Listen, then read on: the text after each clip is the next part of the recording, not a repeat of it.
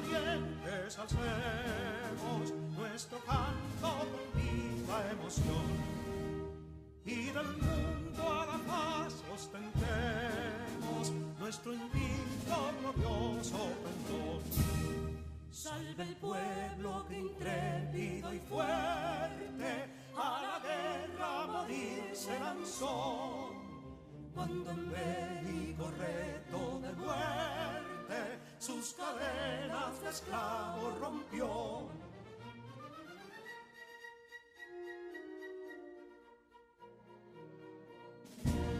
Ningún pueblo ser libre merece si es esclavo, indolente y servil.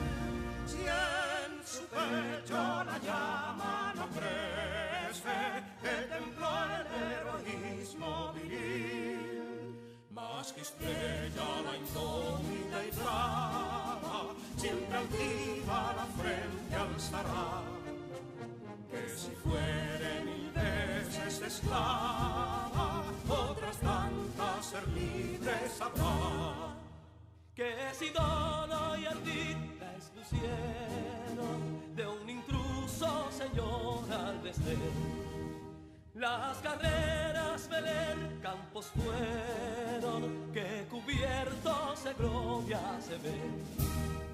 Que en la cima del heroico baluarte de los libres el verbo encarnó, donde el genio de Sánchez y Duarte a ser libre o morir enseñó.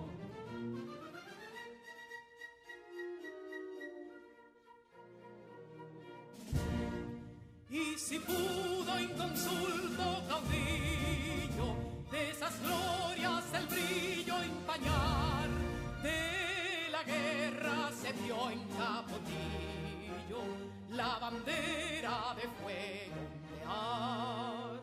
Y el incendio que atónito deja de Castilla al soberbio león, de las playas gloriosas le aleja, donde flota el cruzado pendón.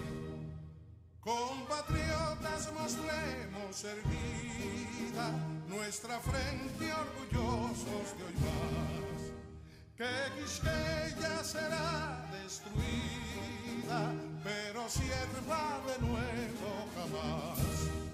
Que santuario de amor cada pecho, do la patria se siente vivir, y es su escudo invencible el derecho, y es su lema ser libre o morir.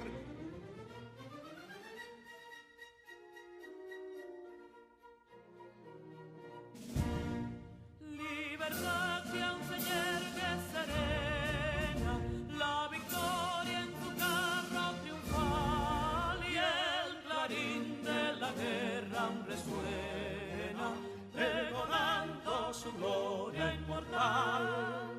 Libertad, que los ecos se agiten mientras llenos de noble ansiedad nuestros campos de gloria repiten. Libertad, libertad, libertad.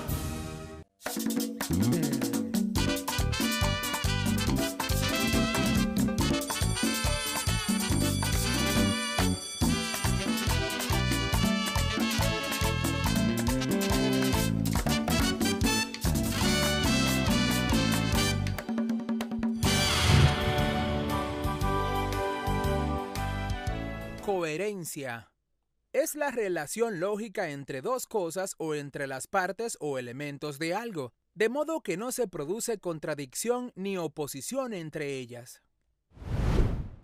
¿Sabes, Neurona?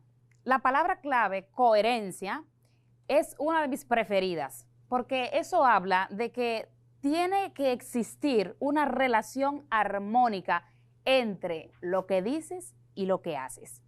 Vamos ahora a leer el siguiente texto para identificar cuáles son esas características que debe poseer un párrafo, sus elementos y su estructura. Adelante.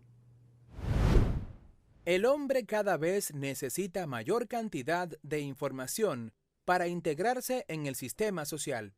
Lo mismo que es imprescindible no ser analfabeto. Para integrarse en el sistema productivo industrial, también la información es imprescindible para manejarse en la sociedad. Un hombre bien informado puede optar con libertad y puede progresar socialmente, pues se siente más seguro de sí mismo y de su función en la sociedad. Si está desinformado, pierde relevancia social y le es más difícil en el sistema productivo. Excelente lectura, ¿no crees, Neurona? Sí, profesora. Bien. Nos dimos cuenta que se trata de un párrafo. Y para hacer esa afirmación, Neurona, podemos partir de dos aspectos. Creo que te fijaste que este párrafo, generalmente, este y todos, generalmente se inician con una sangría. Hay otras formas y estilos para desarrollar un párrafo. Por ejemplo, el estilo moderno no tiene sangría, pero lo que sí tienen todos los párrafos es que inician con una letra mayúscula y terminan con un punto y aparte. Pudimos ver en este texto también otro aspecto relevante. Implica o trata varias ideas, las cuales están ligadas entre sí por una temática. ¿Puedes identificar cuál es esa temática, Neurona? Estoy analizando, profesora. La necesidad de información. Así es. En torno a esta temática se van a orquestar las ideas principales y secundarias. Tomemos en cuenta que dentro del párrafo no todas tienen el mismo grado de importancia. Se va a dar entonces una relación de jerarquización. Profesora, tomando en cuenta este criterio, podemos definir el párrafo como la estructura lingüística que expresa el desarrollo de una idea principal. Correcto. Si analizamos el texto anterior, o más bien este párrafo que leímos, nos daremos cuenta de que la idea principal es: el hombre cada vez necesita mayor cantidad de información para integrarse en el sistema social. Las demás ideas que aparecen allí, que podemos llamar ideas secundarias, están para ampliar, sustentar esa idea principal. La oración principal, entonces, recibe el nombre también de oración temática. Esta es la que recoge lo más importante del párrafo. Pudiéramos decir que es la esencia de este párrafo. Al desarrollarlo, podemos darnos cuenta de que esta idea principal puede aparecer tanto en el principio, en el medio, como en el final. Eso en cuanto esté explícita, que podamos verla, leerla. Pero también la idea principal puede aparecer en el texto de forma diluida o implícita. Es interesante que sepamos que la idea principal debe cumplir con dos características. La primera, debe ser precisa, es decir, tiene que indicar de una manera clara el sentido que se está desarrollando en el tema. Y la número dos, debe ser englobante, esto es, poseer una carga significativa de contenido que permita ser desarrollada sin caer en una simple repetición. Neurona, ¿puedes darme algunos ejemplos de oraciones temáticas? Claro, profesora. Algunos ejemplos de oraciones temáticas son: el desarrollo de los medios de comunicación ha enriquecido la vida del hombre. El deterioro ecológico perjudica seriamente la vida humana. Es importante que sepamos que cuando estamos redactando o analizando un párrafo, si suprimimos la idea principal, va a carecer de sentido. No así si quitamos una idea secundaria. El contenido o el sentido global del párrafo va a estar intacto. No hay más preguntas. Continuando entonces con el desarrollo del tema, como ya dijimos, el desarrollo de un párrafo se manejan ideas secundarias, una idea principal. Para que este párrafo cumpla con su función comunicativa, es necesario que estas ideas se presenten y se relacionen de la forma más clara posible.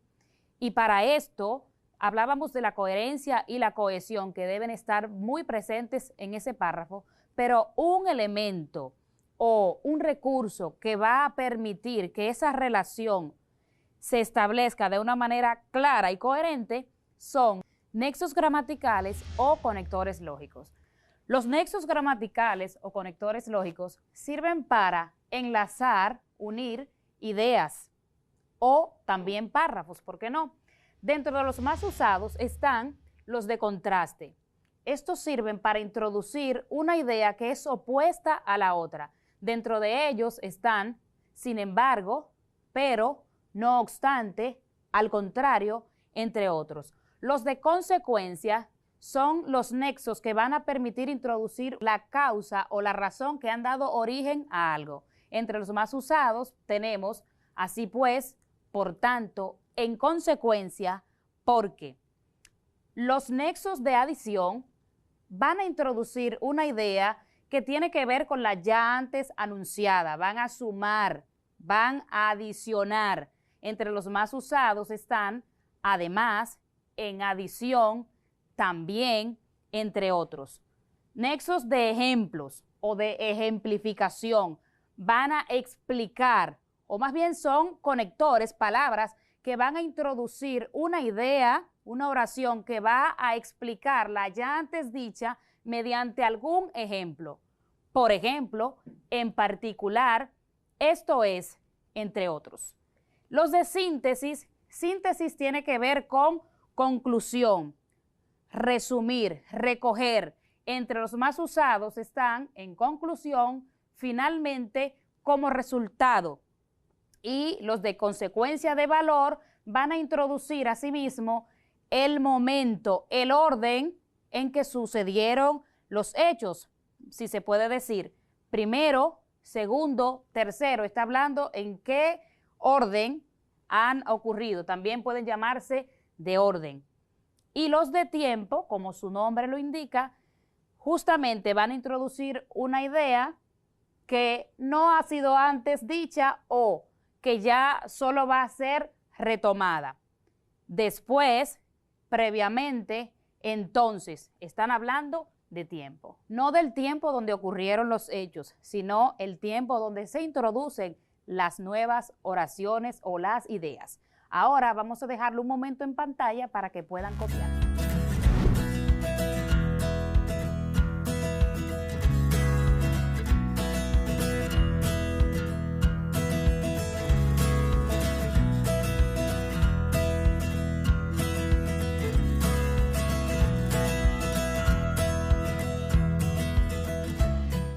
Secundar.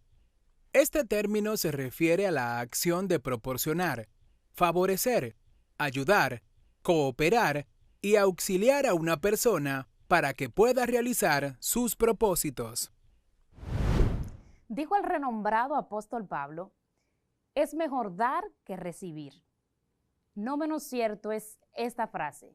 Hay mucha gratificación cuando recibimos, pero es mayor cuando brindamos esa ayuda a alguien más. ¿No te parece, Neurona? Me parece muy acertada la expresión, profesora. Hoy vamos a trabajar sobre las ideas secundarias, estas que utilizamos con el propósito de ampliar el contenido o la información que brindamos en un texto, partiendo siempre de esa idea principal alrededor de la cual estamos desarrollando el párrafo o el texto.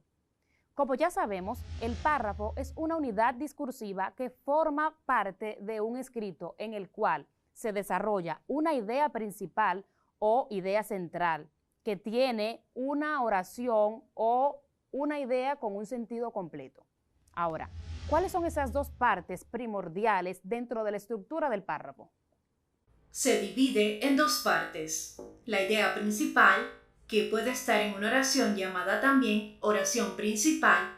Esta idea es el alma del párrafo, ya que todas las demás oraciones se relacionan directamente con ella. Y las ideas secundarias u oraciones secundarias, como también se les conoce. Correcto, Neurona. En la clase anterior estuvimos hablando de esa oración principal y hoy nos vamos a focalizar en las ideas u oraciones secundarias. Pero dime, ¿para qué se utiliza el párrafo en un texto expositivo? Se utiliza con la finalidad de informar y explicar. Correcto. Vamos a ver ahora el siguiente texto. Los tiburones. Los tiburones pueden ser grandes predadores marinos con un esqueleto cartilaginoso y múltiples agallas.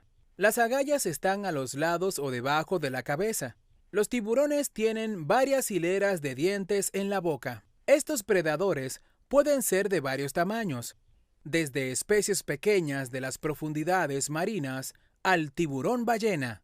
Este tiburón es el mayor de los peces. Se cree que puede tener una longitud de 18 metros y se alimenta únicamente de plancton. Algunos de los tiburones más grandes, en especial el tiburón blanco, son homeotérmicos, es decir, capaces de mantener su cuerpo más caliente que la temperatura del agua. A pesar de ser considerados animales peligrosos, rara vez atacan a los humanos. Interesante lectura.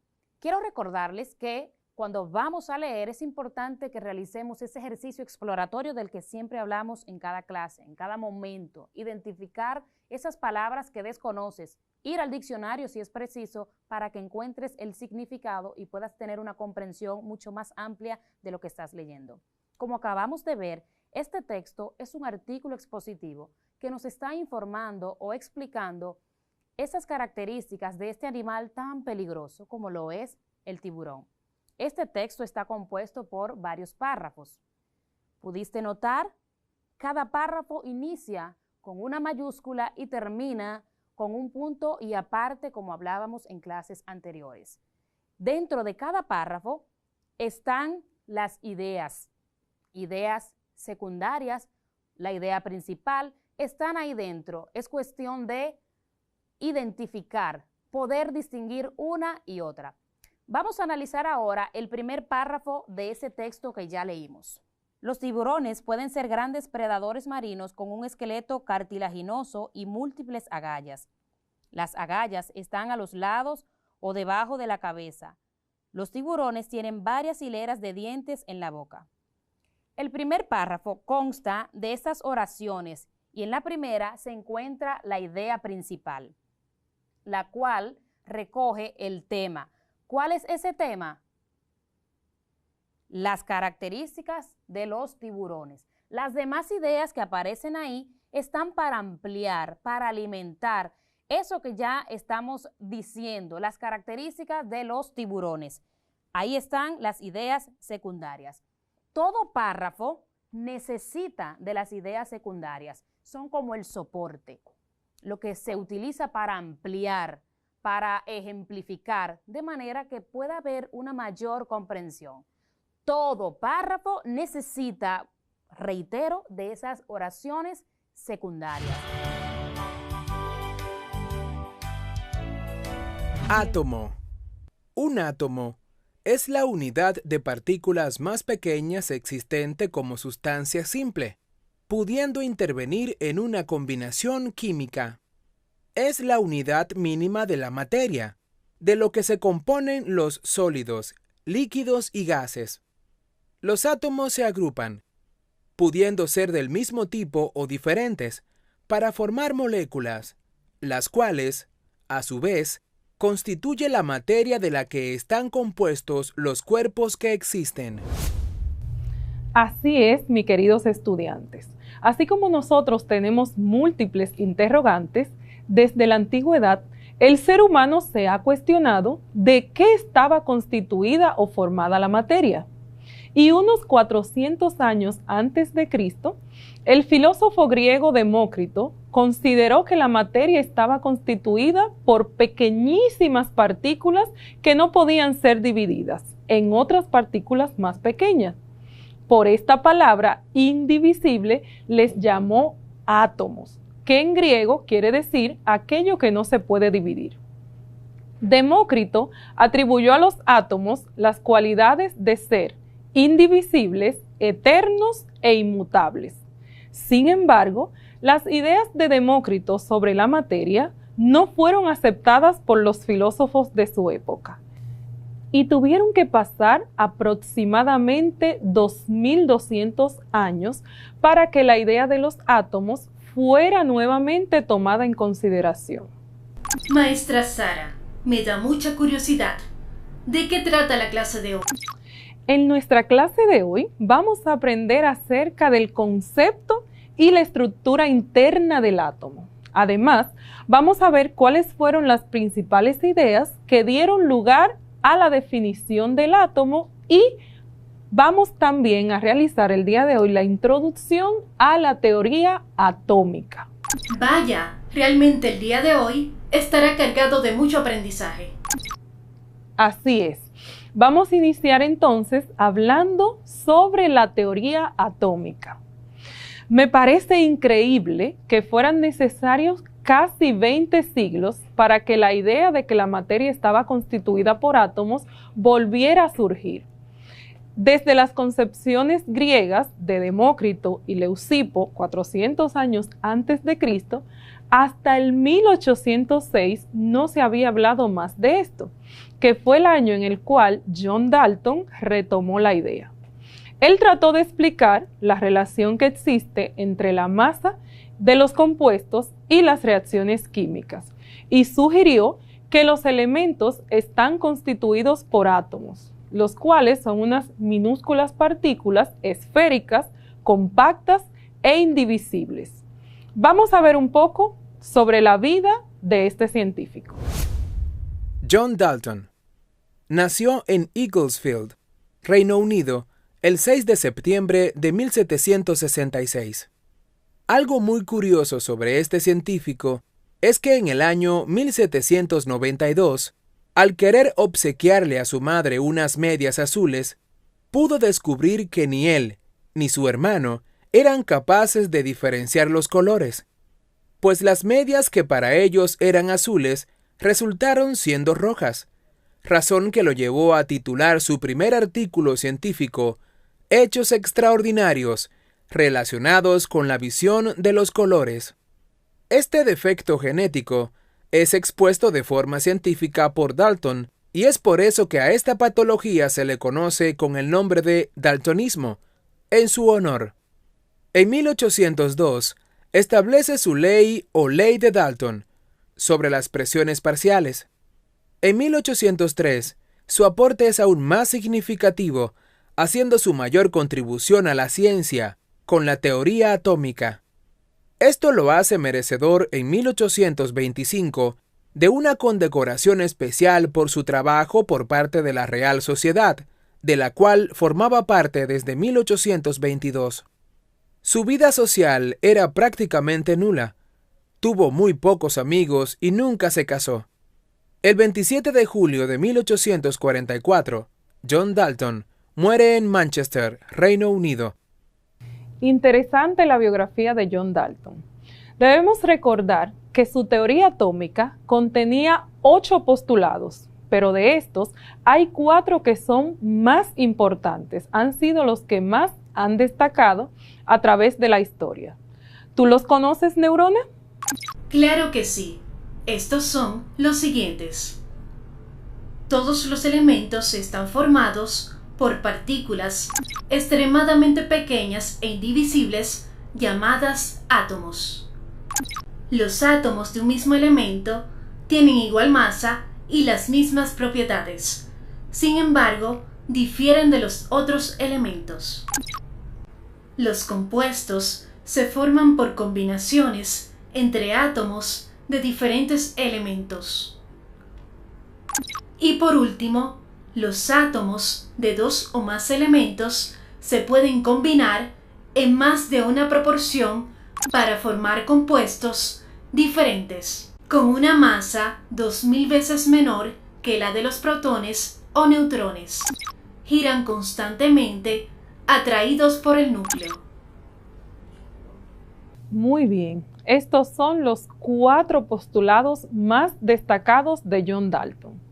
Y actualmente sabemos que los átomos sí se pueden dividir, son divisibles.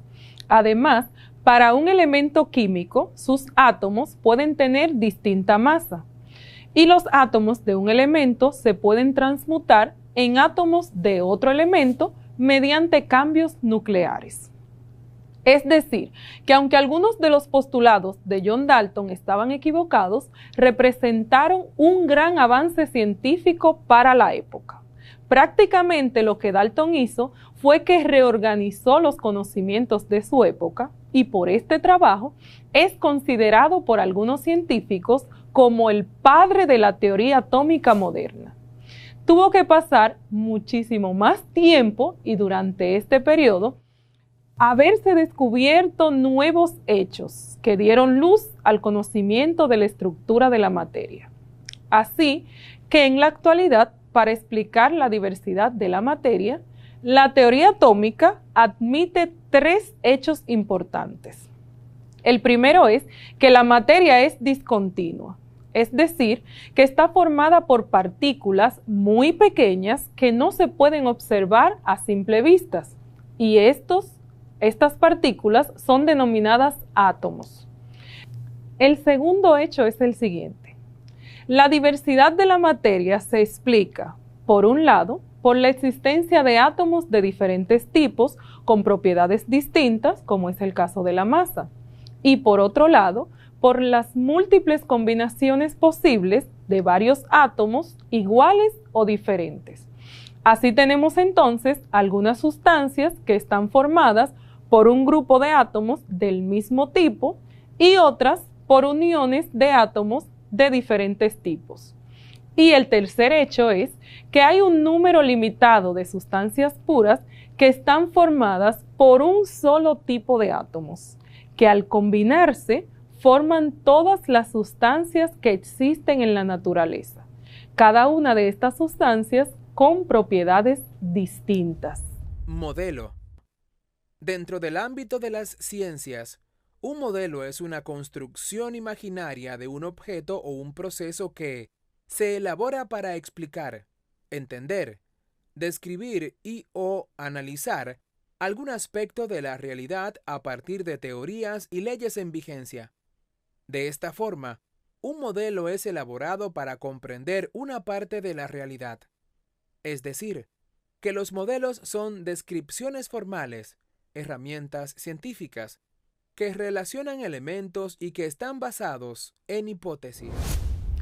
Efectivamente, luego de que John Dalton propusiera su modelo, al cual llamó teoría atómica, algunos científicos también realizaron experimentos y cálculos que los llevaron a emitir nuevas propuestas. Profesora, hoy conoceremos sobre esos científicos y sus propuestas. Así es, les cuento que conoceremos el día de hoy a los científicos que aportaron en la elaboración del modelo atómico actual, el que conocemos hoy en día. Pero también vamos a aprender acerca de los modelos atómicos que fueron propuestos por diferentes científicos antes del actual, los cuales le dan una explicación a la estructura interna del átomo y cómo ellos llegaron a sus conclusiones para describir el modelo que hoy conocemos. ¡Me encanta! Al parecer la clase de hoy será muy interesante. Así es. Vamos a iniciar explicando el modelo atómico de Thomson. En el año 1987, el científico británico Joseph Thomson demostró que los rayos catódicos tenían naturaleza corpuscular, es decir, que eran partículas con masa y carga negativa, a los cuales llamó electrones, basándose en los siguientes experimentos. Primero, si se coloca un objeto en la trayectoria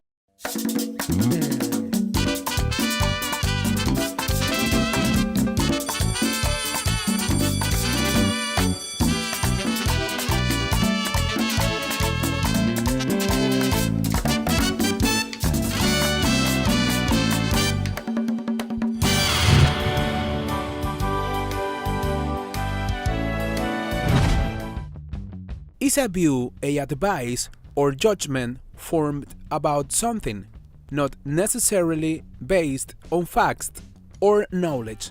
For example, we asked them for their opinions about the new stadium.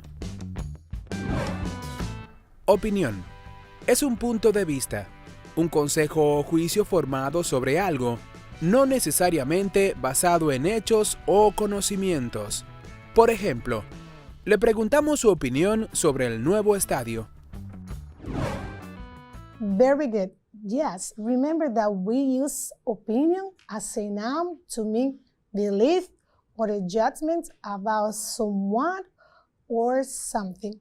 Recuerda que nosotros utilizamos una opinión como un sustantivo. ¿Para qué? Para referirnos a la creencia o juicio sobre algo o de alguien. Teacher. ¿Sí, Neurona? A propósito, tengo un amigo de habla inglesa que pronto visitará por primera vez nuestro país. Él se comunicó conmigo y quiere saber qué lugares podría visitar, qué tipo de ropa traer, qué cuidados debe tener, entre otras cosas relacionadas al viaje. Bueno, Neurona, para ayudarle deberás saber expresar opiniones y hoy vamos a aprender y dar sugerencias de forma claras y sencillas. Lo bueno es que hoy vamos a contar con una nueva lección, vamos a ver otro vocabulario. And this time we are going to work with the vocabulary, reading and writing related to expressing opinions and suggestions. In this sense, the focus will be traveling. ¿Qué vamos a hacer el día de hoy? Vamos a aprender sobre un nuevo vocabulario, vamos a leer, vamos a escribir algunas expresiones que estarán relacionadas a dar opinión. Vamos a hacer énfasis en el tema de viajes. ¿Qué te parece, Neurona? ¡Qué bien! Estoy segura que disfrutaremos esta experiencia de aprendizaje. Bueno, y como vamos a aprender nuevas palabras, ¿cuáles palabras son? Bueno, son palabras para dar opinión, palabras o frases para dar opinión. Entre ellas vamos a citar algunas como son I really think that, I believe that, I'm sure that, in my opinion, and I feel that. Let's start learning. Pues vamos a empezar a aprender. In this time, let's read the following sentence. Try to guess the meaning of the underlined phrases. ¿Qué vamos a hacer ahora? Vamos a empezar a leer. Van a aparecer unas oraciones y algunas frases estarán subrayadas. ¿Qué tienes que hacer? Leer, repetir y ver qué significan estas frases. Vamos a empezar. Pon atención. Vamos a repetir. ¿Lista, Neurona? Estoy lista, profe. Letter A. I really think that when traveling, it's important to visit different places. Let's repeat it. I really think that when traveling, it's important to visit different places. Realmente creo que cuando se viaja, es importante visitar diferentes lugares. Letter B. I believe that traveling can really help people learn more about different cultures. Again, letter B. I believe that traveling can really help people learn more about different cultures. Creo que viajar realmente puede ayudar a las personas a aprender más sobre diferentes culturas. Letter C. I'm sure that many people will love visiting beaches in Dominican Republic. Let's repeat one more time. I'm sure that many people will love visiting beaches in Dominican Republic. Estoy seguro de que a muchas personas les encantará visitar las playas de República Dominicana.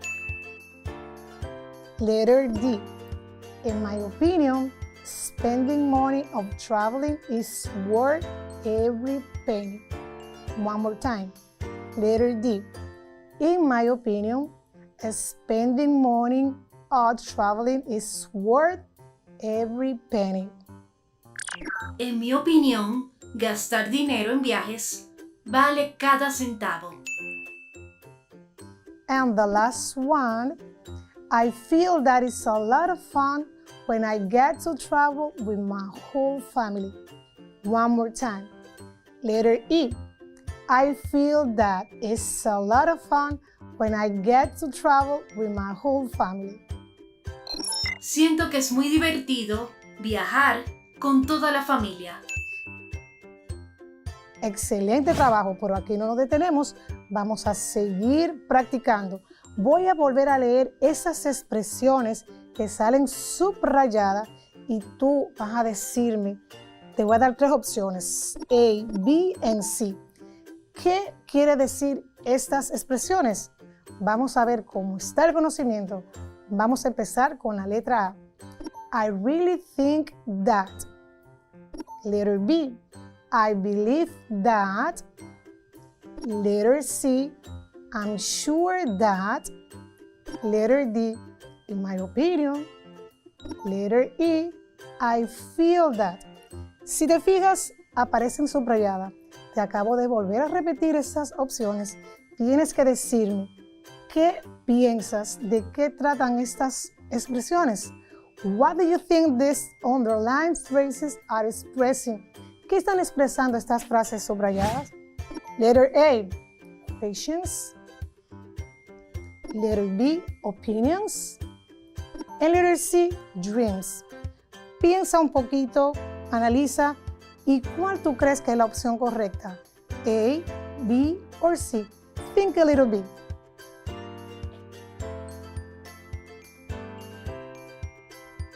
La respuesta correcta es la B, opinions. Muy bien.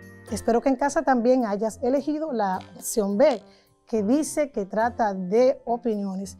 Todas las frases anteriores tratan y se usan para dar opiniones. Ahora vamos a leer unas oraciones. Vas a mirar unas imágenes y luego vamos a hacer un ejercicio. Vamos a repetir en casa. Number 1. My friends and I enjoy trekking. Number 2. Going to the beach with my friend is really fun. Number 3. The beaches at Dominican Republic are beautiful. The beaches at Dominican Republic are beautiful. Number 4. The mountains in California are fantastic. Number 5, and the last one. The cities are amazing. Let's repeat one more time because you are going to use these phrases. Vamos a repetir una vez más porque vas a utilizar estas expresiones para realizar el ejercicio. Let's repeat. Repeat at home. Repite en casa. Vamos a leer. My friends and I enjoy trekking. Number 2. Going to the beach with my friend is really fun. Number 3. The beaches at Dominican Republic are beautiful. Number 4. The mountains in California are fantastic. And the last one, number 5. The cities are amazing. Ahora, ¿qué vamos a hacer? Hay unas expresiones dentro de cada imagen. ¿Cuáles son las expresiones? Vamos a leer y a repetir también. Letter A, and this time with letters. Letter A, I really think that. Letter B, I believe that. Letter C, I'm sure that. Letter D, in my opinion. And the letter E, I feel that. ¿Qué vamos a hacer ahora? Tú vas a observar cada imagen. Ya te dije que tiene el inicio de una expresión. ¿Cómo la vas a completar? Vas a leer las oraciones del 1 al 5 y vas a elegir la que pertenezca a la imagen para completar la frase. Te voy a dar un ejemplo.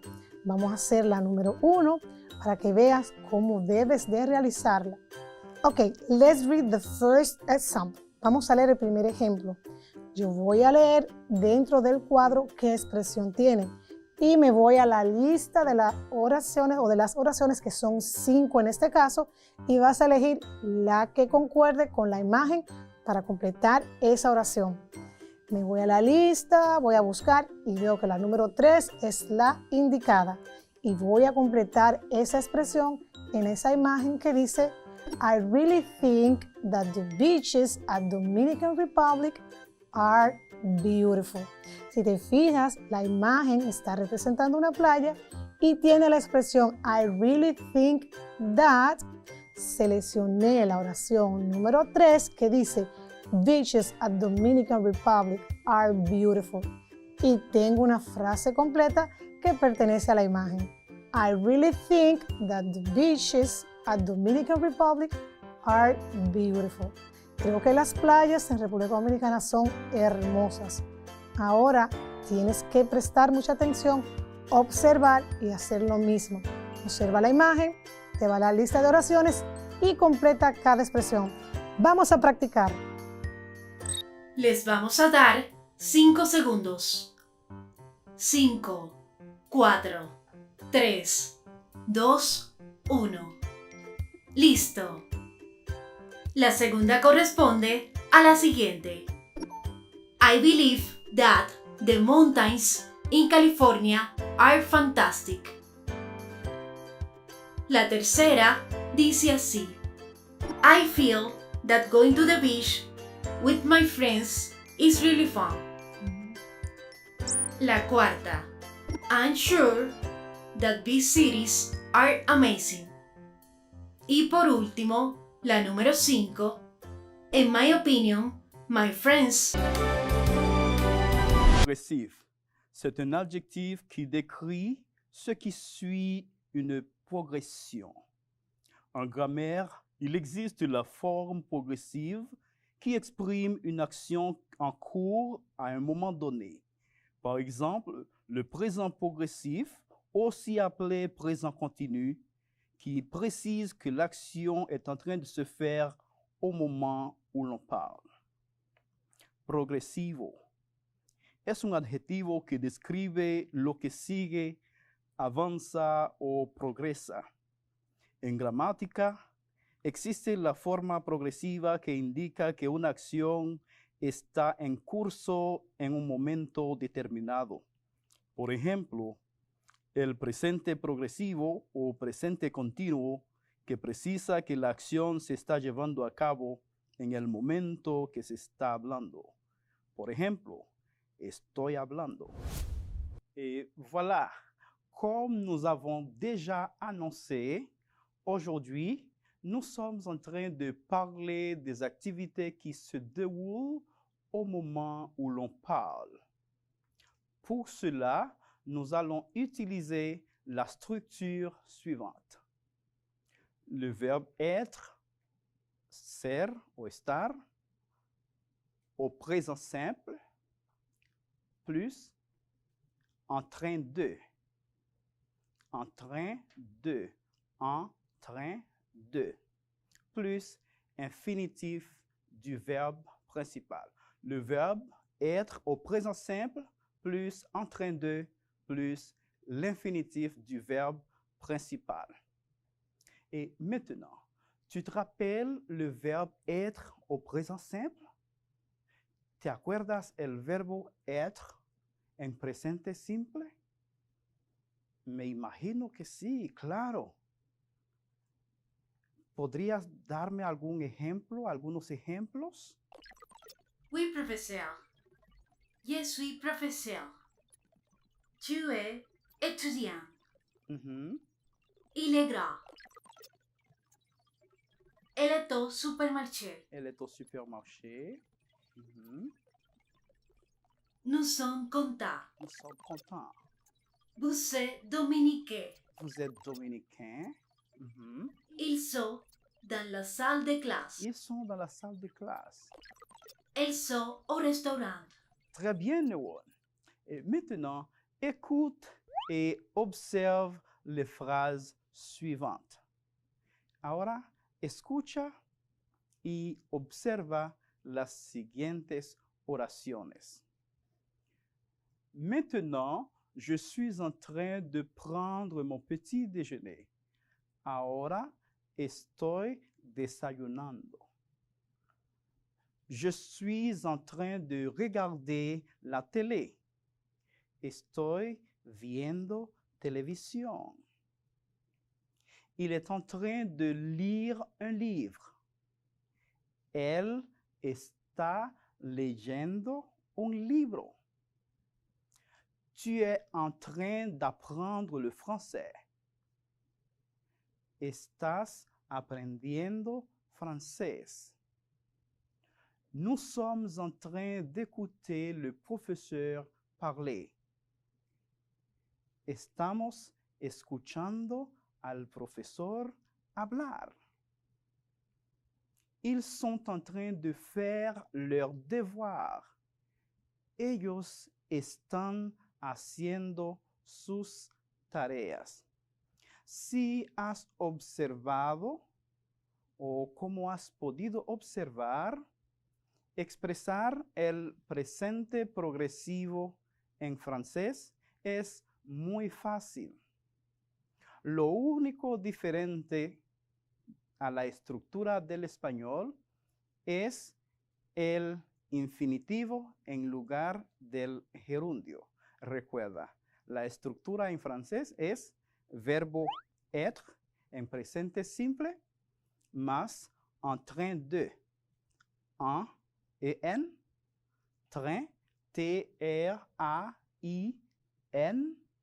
de, D-E, más el infinitivo del verbo principal, el verbo que indica la acción en esta oración. Por ejemplo, él está comiendo. Il est en train de manger. Très facile, ¿no? A saber, sin diccionario. Progresif. Progresivo, como nuestra palabra clave. Exactement, Nuon. Correct. Correcto. Présent. Presente. Hay una expresión que me gusta mucho. Hay que vivir el presente. Très bien, c'est ça. Simple. Simple, tal cual en español. Infinitif. Infinitivo. Uno de los elementos para formar el presente progresivo. Así mismo es, Nuon. Alors, notre segment, c'est progressif, correct, présent, simple, infinitif. Recuerda que puedes interpretar muchas palabras más sin diccionario. Et comme tu as déjà vu, pour parler du train-train quotidien, nous utilisons le présent simple et pour exprimer une action qui se déroule au moment où l'on parle, nous utilisons le présent progressif. Et maintenant, regarde la photo ou écoute le bruit, le son et réponds à cette question. Qu'est-ce qu'ils sont en train de faire? Observa la foto o escucha el ruido, sonido y responde a la siguiente pregunta. ¿Qué están haciendo? Regarde la photo. Ils sont en train de faire du vélo. Ils sont en train de faire du vélo. Très bien. Deuxième photo. Ils sont en train de regarder la télé. Ils sont en train de regarder la télé. Formidable. Le suivant. Ils sont en train de jouer aux jeux vidéo.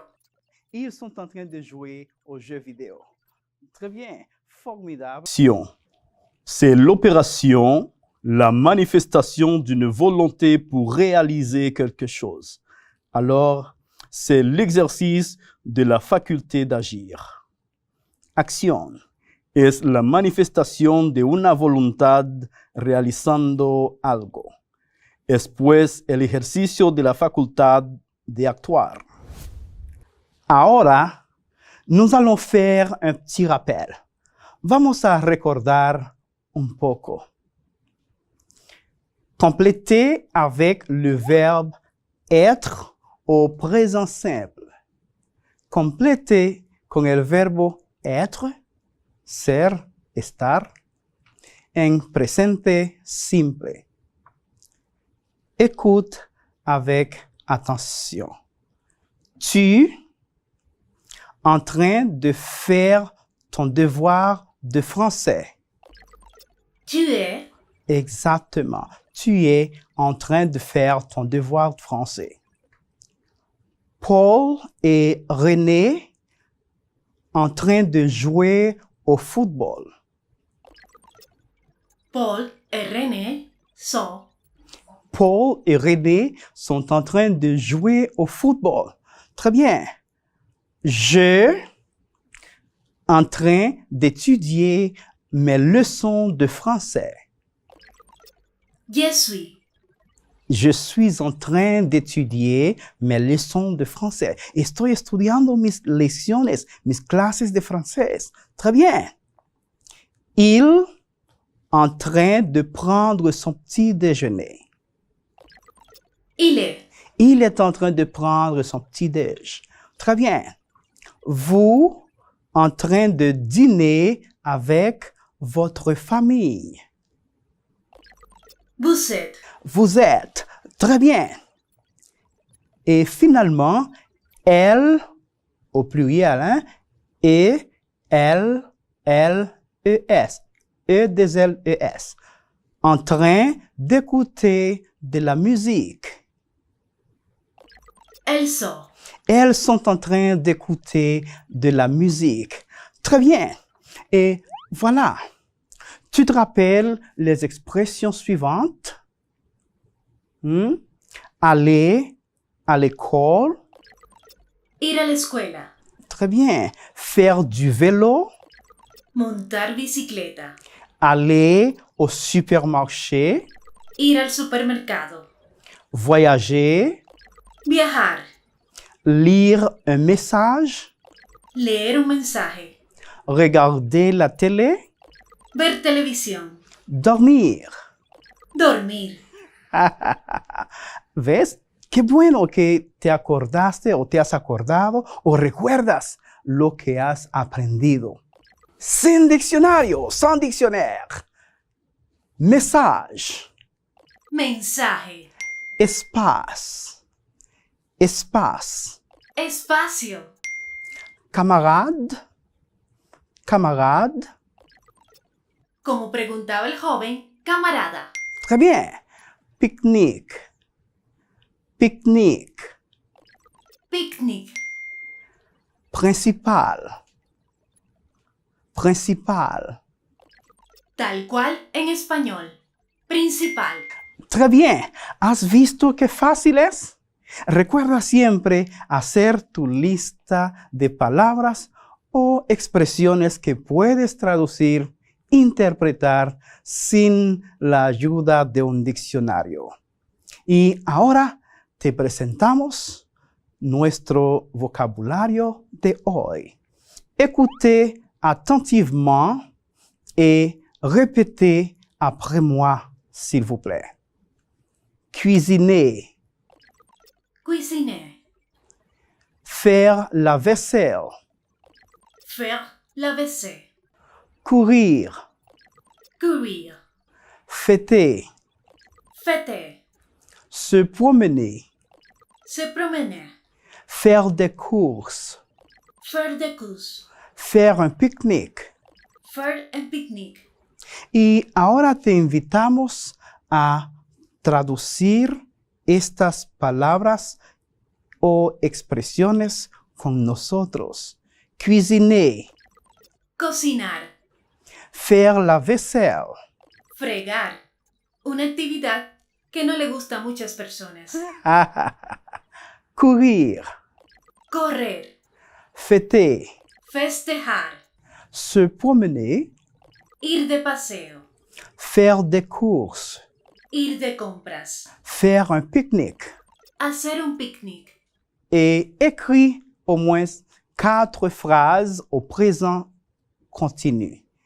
Y para seguir practicando desde casa, observa esta imagen en la cual, claro, se ve una persona con un libro, otras con bicicletas, hay un grupito de personas comiendo al aire libre y otros que están con libros en la mano, tablets. Très bien. Y escribe al menos 4 oraciones indicando lo que están haciendo en francés. Et voilà. Hemos llegado al final de nuestra clase de hoy, esperando que hayas aprendido algo nuevo o reforzado algo de lo aprendido anteriormente. Nos despedimos agradeciendo tu sintonía. Para volver a ver nuestra clase, visita la página en pantalla. Tu conocimiento en francés puede cambiar tu mundo. Au revoir et que Dieu te bénisse.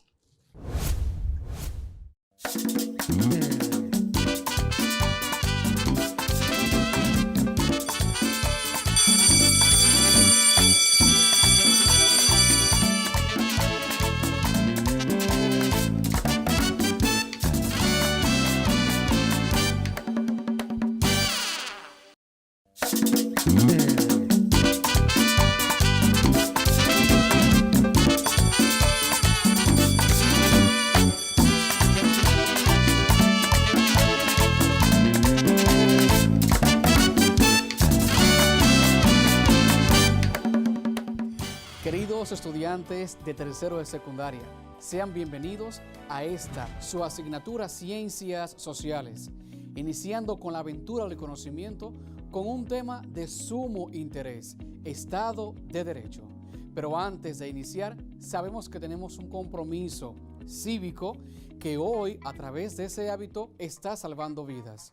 Por lo tanto, pasemos a la siguiente información. Tú lo sabes, y yo también.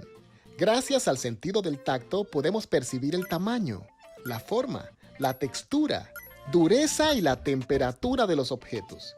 Y es precisamente cuando hacemos uso de este sentido que llevamos a nuestras manos múltiples virus y bacterias. Pero el problema radica en que puedes llevar estos microorganismos a otras partes de tu cuerpo. Se ha demostrado que nosotros, los seres humanos, nos tocamos la cara de 15 a 23 veces cada hora, lo cual aumenta la probabilidad de que aquellos virus y bacterias hagan contacto con los ojos, con la nariz o la boca, y en algunos casos podrían terminar en nuestro sistema digestivo, causando serias complicaciones de salud. Recomendación: lavarse bien las manos, tantas veces como sea necesario. Tú lo sabes, y yo también. Cuidemos nuestra salud y la de nuestros seres queridos. Es un compromiso que nosotros ya asumimos y hoy continúa, sobre todo en esta nueva modalidad, este espacio semipresencial. Pero sabemos bien que debemos continuar cuidándonos, ahora más que estamos juntos, que hemos dado un paso en este espacio que se prepara para ti, específicamente pensando en ti, que es la educación. Seguimos avanzando, seguimos adelante, pero necesitamos siempre de tu ayuda y fiel colaboración. Ahora te digo yo, querida neurona, ¿cómo estás el día de hoy? Muy bien, profesor Luis. ¿Y usted? Esperando que tengas unos apuntes adecuados para que nos diga qué trabajamos la clase anterior. Claro, en la clase anterior hablamos de que la democracia es un sistema político en el cual la soberanía reside en el pueblo que la ejerce directamente o por medio de representantes. En la práctica, invita y necesita de la participación de la sociedad. En base a esto, aprendimos que nace en Atenas en el siglo V a.C., siendo la democracia ateniense el precedente inspirador de las democracias modernas.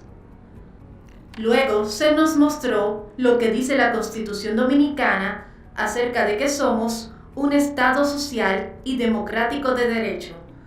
Y para finalizar, conocimos las recomendaciones de la UNESCO para construir una cultura de paz y diversas figuras influyentes en el tema de la paz en esta historia moderna contemporánea de la humanidad.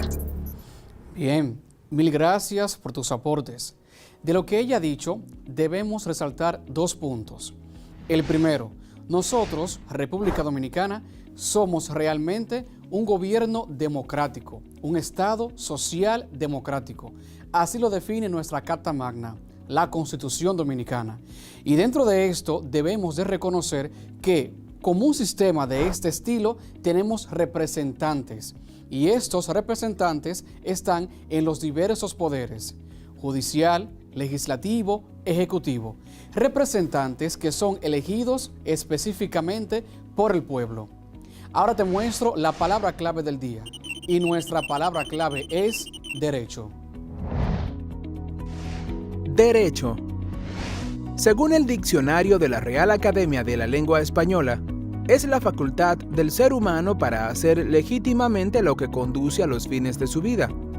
También puede definirse como la facultad de hacer o exigir todo aquello que la ley o la autoridad establece a nuestro favor, o que el dueño de una cosa nos permite en ella.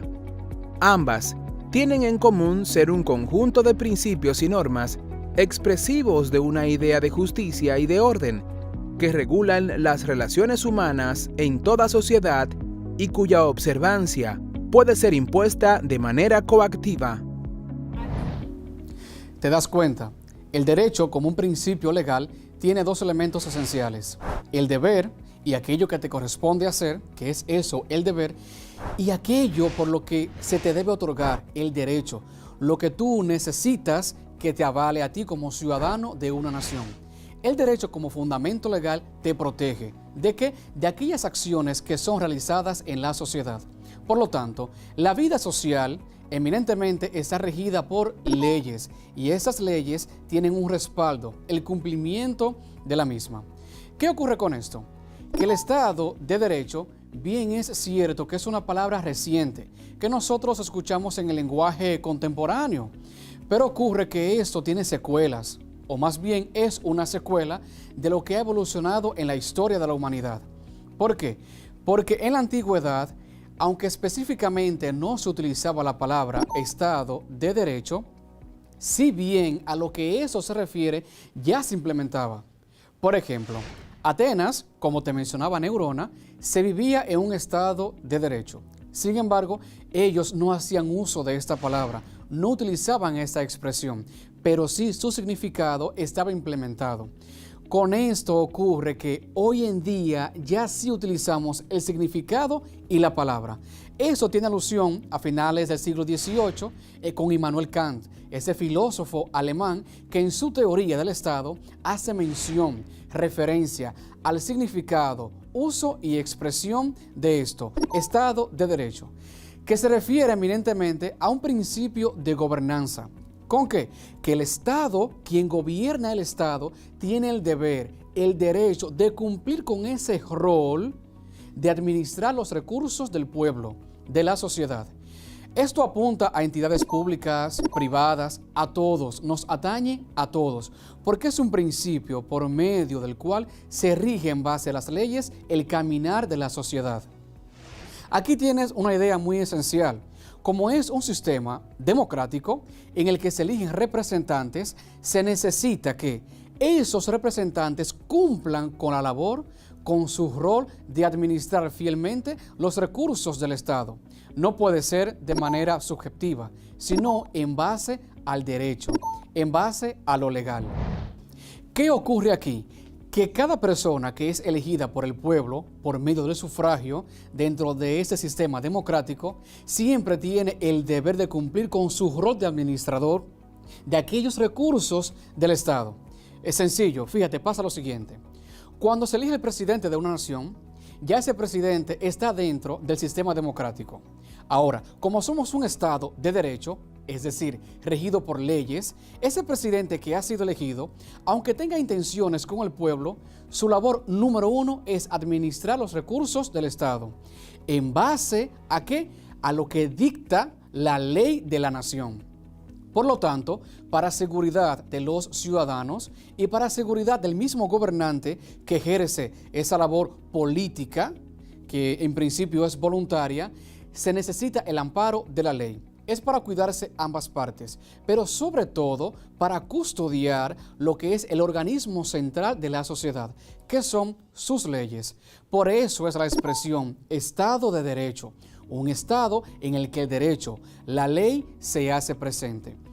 Ante esto, las Naciones Unidas han hecho mención de que Cada gobernante dentro de su pueblo, de su nación, tiene la responsabilidad de crear las condiciones necesarias para que la ley se haga presente. ¿Y qué ocurre aquí? Debe existir la independencia de los poderes del Estado. Sí, así mismo como tú lo escuchas. Cada poder tiene autonomía en su labor. Por eso es democracia. Por lo tanto, aunque el presidente, su gabinete, tienen buenas intenciones con la nación y para la nación, cada ley debe ser aprobada en el Poder Legislativo, Cámara Baja, Cámara Alta, todo un proceso. ¿Por qué? Porque se debe garantizar un ambiente propicio en el que reine la cultura de paz en base a las leyes que rige ese país. Pero te preguntarás, ¿y qué más ha dicho las Naciones Unidas sobre esto? Sencillo, el secretario general, te leo lo que ha dicho. Según el secretario general, el Estado de Derecho puede definirse como un principio de gobernanza en el que todas las personas, instituciones y entidades públicas y privadas tienen la responsabilidad de caminar en base a esto. ¿Y qué ocurre aquí? Que cada paso que se debe dar ha de estar determinado por lo que plantea la Constitución Dominicana. Ahora te continúo leyendo lo que dice el secretario general, en el que todas las personas, instituciones y entidades públicas y privadas, incluido el propio Estado, están sometidas a leyes que se promulgan públicamente, se hacen cumplir por igual y se aplican con independencia, además de ser compatibles con las normas y los principios internacionales de derechos humanos. Asimismo, exige que se adopten medidas para organizar y garantizar el respeto de los principios de primacía de la ley, igualdad ante la ley, separación de poderes, participación en la adopción de decisiones, legalidad, no arbitrariedad y transparencia procesal y legal. El concepto de Estado de Derecho está incorporado en la Carta de las Naciones Unidas. El preámbulo de la Carta afirma que uno de los objetivos de las Naciones Unidas es crear condiciones bajo las cuales pueda mantenerse la justicia y el respeto a las obligaciones emanadas de los tratados y otras fuentes del derecho internacional. Además, un propósito fundamental de las Naciones Unidas es lograr por medios pacíficos y de conformidad con los principios de justicia y del derecho internacional el ajuste o arreglo de controversias o situaciones internacionales susceptibles de conducir a quebrantamientos de la paz. Le preguntaré a Neurona, muy atenta Neurona, según lo que yo he leído, te daré 4 opciones y tú me dirás cuál es la correcta. Se puede afirmar que la finalidad de Estado de Derecho A. No es crear condiciones bajo las cuales pueda mantenerse la justicia y el respeto a las obligaciones emanadas de los tratados y de otras fuentes del derecho internacional. B. Es crear condiciones bajo las cuales pueda mantenerse la justicia y el respeto a las obligaciones emanadas de los tratados y de otras fuentes del derecho internacional. C. Es crear condiciones solo emanadas de los tratados y de otras fuentes del derecho internacional. D. Y última, es crear condiciones bajo las cuales no se respete la justicia y el respeto a las obligaciones emanadas de los tratados y de otras fuentes del derecho internacional. Dime, ¿cuál sería la correcta? La respuesta correcta es la B. Crear condiciones bajo las cuales puedan mantenerse la justicia y el respeto a las obligaciones emanadas de los tratados y de otras fuentes del derecho internacional. Exactamente. Por eso es deber del gobernante crear siempre esas condiciones en las que el derecho y la ley siempre están presentes. Ahora, ¿tenemos alguna pregunta? Estoy buscando. Sí, profesor. Le confirmo que tenemos 2 preguntas. Vamos a ver, ¿quién pregunta? Marta Olivares, desde Jimaní, Independencia, quiere saber ¿quién constituye el Estado de Derecho? Muy bien, Marta. El Estado lo constituye cada ciudadano, o sea, nosotros, y en conjunto con los ciudadanos, las leyes que rigen la sociedad. Por lo tanto, ante la ausencia de una ciudadanía activa, responsable y participativa, no tendríamos un Estado de Derecho. Mucho menos en el momento en el que las leyes no se cumplen, tampoco sería un Estado de Derecho. Así que esos dos elementos son los que lo posibilitan. ¿Alguien más? Sí, profesor. Jacob Mendoza, desde Sabana Grande de Palenque, San Cristóbal, pregunta: profesor, ¿cuál sería la labor principal de un Estado de Derecho? Muy bien, fíjate, Jacob, la situación es la siguiente. Sin la ley, cada uno haría lo que entiende como correcto. Por lo tanto, esto depende de la ley. La ley que lo constituye, lo dictamina, y esto se da bajo la idea, bajo el amparo del sistema democrático, en el que tú y yo tenemos voz y voto, claro, cuando seas mayor de edad. Pero es la ley la que determina y da luz y da posibilidad a lo que lo constituye dentro del sistema democrático. Bien, ¿tenemos alguna otra pregunta? Hasta el momento no, profesor. Muy bien, pues mil gracias a Marta y a Jacob. Sucede lo siguiente. El Estado de Derecho tiene elementos que lo constituyen, elementos que lo caracterizan, que cuando lo ves, cuando lo estudias y lo piensas, dice, eso es de un Estado de Derecho. Por ejemplo, si digo el sufragio, ¿pertenece a qué? A un sistema democrático. Por lo tanto, el sufragio será un elemento característico del sistema democrático.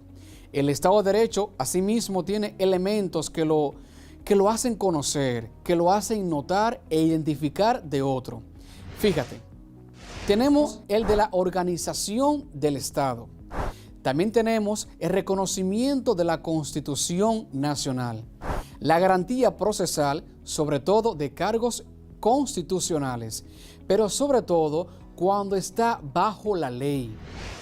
¿Qué ocurre aquí? Organización del Estado. Todo Estado de Derecho ha de estar organizando, velando por quién, por todo. Organizado en base a que se cumpla la igualdad de la ley para todos. Con esto debemos de reconocer y saber que la ley no está para una parte del colectivo, sino para el todo.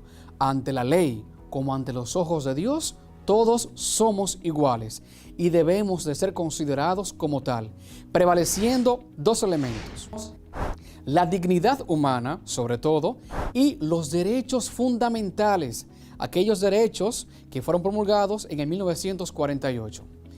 Otro, que se garantice la ley, una ley que debe estar amparada sobre el organismo de la independencia de los poderes, ¿ok?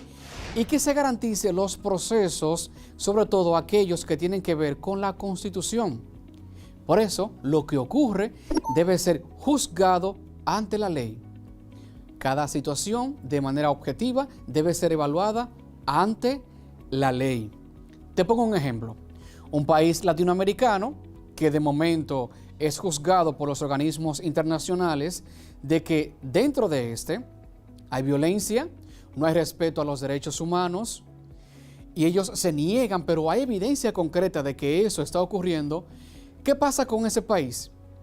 Pues no se está cumpliendo el Estado de Derecho, porque el amparo de los derechos fundamentales no está presente y tampoco está presente la dignidad humana. Ahora te preguntarás, ¿y cómo se mide entonces, profe, que un Estado realmente esté cumpliendo con esto? Que un gobernante, que los gobernantes con su sistema estén cumpliendo con esto. Pues te muestro cómo se mide el cumplimiento del Estado de Derecho. Por lo tanto, pasemos a la siguiente información. ¿Cómo se mide? La mayor crítica que existe al concepto de Estado de Derecho es la dificultad que existe para medirlo. El PNUD presenta los aspectos más fáciles de medir y los de mayor dificultad. ¿Qué se quiere medir? justicia civil y criminal. Más fácil de medir, número de casos resueltos por la Corte en cierto periodo de tiempo. Más difícil de medir, efectividad de mecanismos de justicia informal. ¿Qué se quiere medir? Orden y seguridad. Más fácil de medir, tasas de homicidios. Más difícil de medir, tasas de crímenes no violentos. ¿Qué se quiere medir? Ausencia de corrupción. Más fáciles de medir, percepción de corrupción mediante encuestas a expertos. Más difícil de medir, porcentaje de gobernantes perseguidos por casos de soborno o desvío de recursos, entre otros. ¿Te das cuenta? Así se mide que un Estado esté cumpliendo con esto. Los organismos internacionales, en base a los tratados, se dan cuenta de esto y son los que amparan esta situación. ¿Y cuándo se dio esto de que tenemos organismos internacionales que velan por esto? Te leo lo siguiente. El 24 de septiembre de 2012, la Asamblea General de las Naciones Unidas celebró una reunión de alto nivel sobre el Estado de Derecho en los planos nacional e internacional. Fue la primera vez que los jefes de Estado, de gobierno, se dieron cita a la Asamblea General para debatir el Estado de Derecho, destacando el lugar central que ha venido a ocupar el Estado de Derecho en los ámbitos nacional e internacional. Los jefes de Estado y de Gobierno aprobaron una histórica declaración sobre el Estado de Derecho. Por vez primera, 193 Estados miembros llegaron a un entendimiento común sobre elementos definitorios y establecieron el alcance pleno del Estado de Derecho. Desde el arreglo pacífico de controversias internacionales hasta el empeño en hacer justicia a los grupos vulnerables. En la declaración se hizo hincapié en la interrelación entre el Estado de Derecho y los tres pilares de las Naciones Unidas: la paz, la seguridad, el desarrollo y los derechos humanos. Para destacar esto, se pide que esta interrelación se considere en el Programa Internacional de Desarrollo posterior a 2015, a fin de desarrollar aún más esas relaciones recíprocas y robustecer el Estado de Derecho en los planos internacional y nacional. Se ha pedido al secretario general que celebre consultas con una amplia gama de interesados e informe a la Asamblea al respecto el año próximo. De eso se habló. Ahora bien, atenta neurona. A partir de esta lectura que te he presentado, en la reunión sobre el Estado de Derecho, ¿qué se dijo? A. 193 estados llegaron a un acuerdo por primera vez. B. 193 estados no llegaron a acuerdos. C. 193 estados llegaron a algunos acuerdos. D. 193 estados llegaron a un acuerdo. Neurona, ¿cuál sería la respuesta correcta? Recapitulando la información suministrada, determino que la respuesta correcta es la A. 193 estados llegaron a acuerdos por primera vez.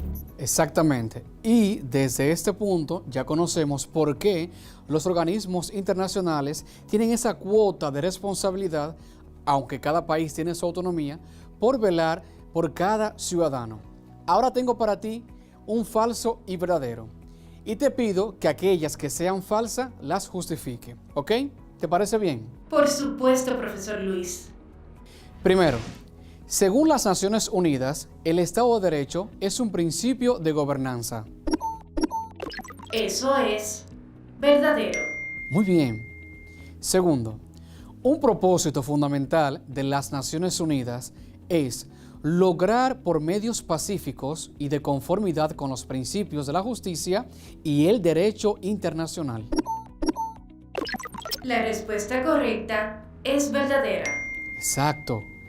La Declaración de los Derechos Humanos fue en el año 1844. Determino que es falso. Fue en el año 1948. Elemental. Cuarto, la Constitución del Estado de Derecho es por medio de la voluntad de los gobernantes. La información es falsa. Es por la voluntad de la mayoría. Dígase nosotros los ciudadanos. Quinta y última. La Declaración sobre el Estado de Derecho tuvo los 3 pilares de las Naciones Unidas: la paz y la seguridad, el desarrollo y los derechos humanos.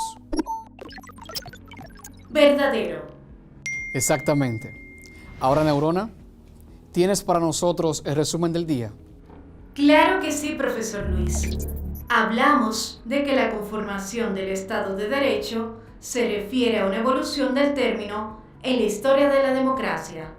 Este concepto se encuentra incorporado en la Carta de las Naciones Unidas, en las que se afirma mantenerse la justicia y el respeto a las obligaciones emanadas de los tratados y de otras fuentes del derecho internacional. Y para finalizar, aprendimos que los jefes de Estado y de Gobierno aprobaron una histórica declaración sobre el Estado de Derecho y por primera vez 193 Estados miembros llegaron a un entendimiento común, a fin de desarrollar aún más esas relaciones recíprocas y robustecer el Estado de Derecho en los planos internacional y nacional. Exactamente.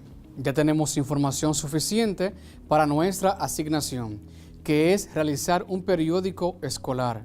¿Sí? Vamos a hacer un periódico escolar. Sabes que si tienes alguna duda o necesitas repasar esa clase, sencillo, visitas el link en pantalla. Y me despido ofreciéndote esa frase de Ulpiano.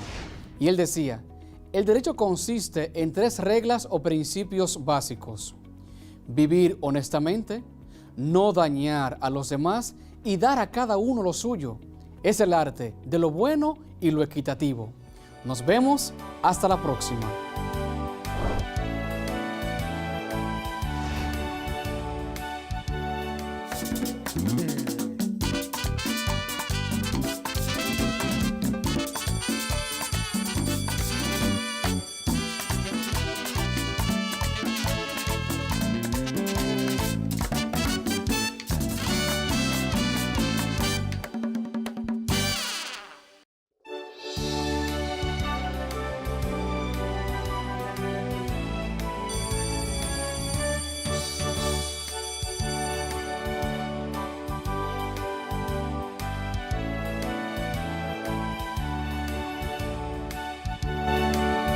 Después de haber resumido todas las clases de esta semana, practica, practica y practica. Esto te garantizará la experiencia. Asegúrate de entender todo lo que has escrito. De no ser así, recurre a tu profesor titular que está en la escuela para que te apoye y te explique nueva vez. Recuerda, si te involucras, no lo olvidas. Hasta la próxima. Tú lo sabes, y yo también. Son muchas las cosas que tocamos cada día que están cargados de microbios y otras microbacterias. Tu teléfono móvil, el dinero, y por consiguiente los monederos, el control remoto de la televisión, el carrito de compras del supermercado, la esponja de lavar los platos, el interruptor de la luz, las llaves del carro, el volante, los puños de la bicicleta, los pasamanos de las escaleras, los paneles de control de los ascensores, espejuelos, llavines o cerraduras, lavadoras, dispensadores de jabón, bolígrafos, las mascotas y muchísimas otras cosas más. Todos contienen un gran número de virus, bacterias, hongos y parásitos. Y entonces, ¿qué puedo hacer? Sencillo, lávate bien las manos por un espacio no menor de 20 segundos y esto puede eliminar alrededor del 90% de microorganismos perjudiciales para la salud. Tú lo sabes y yo también. Cuidemos nuestra salud y la de nuestros seres queridos.